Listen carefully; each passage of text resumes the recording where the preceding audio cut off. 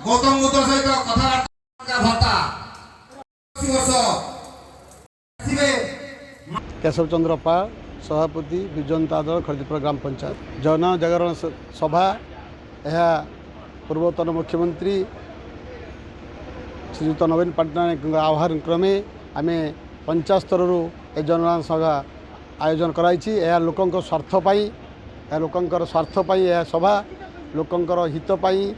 विगत दिन सरकार नवीन बाबू जो प्रकार योजना तथा लोक परिवार को सहायता देउथिले यह केवल रंगमरा सरकार खाली रंग परिवर्तन करचंती किछि योजना नूतन योजना नहीं पूर्वतन योजना मानकरे ताहा काटछाट करी नामकरण गुड़िक परिवर्तन करचंती ए लोकंकर ए साधारण लोकंकर स्वार्थ दृष्टि ए दल लोक सहित थिला आज दीर्घ 24 वर्ष धरी आज मध्य अछि आगक मध्य रहिबो जदि यार किछि जदि लोकंकर स्वार्थर किछि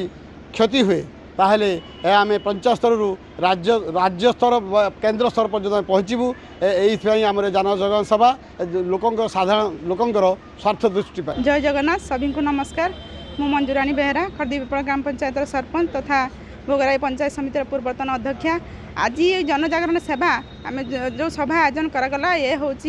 आमर जनसाधारण प्रति जो माननीय मुख्यमंत्री मोहन माझी जो वैमात्रिक मनोभाव पोषण करछंती जो कथा दे कथा रखी नाहंती से पाई आमे जनजागरण सेवा आयोजन करिछु। ए जनजागरण सेवा दरकार पड़े पंचायत स्तर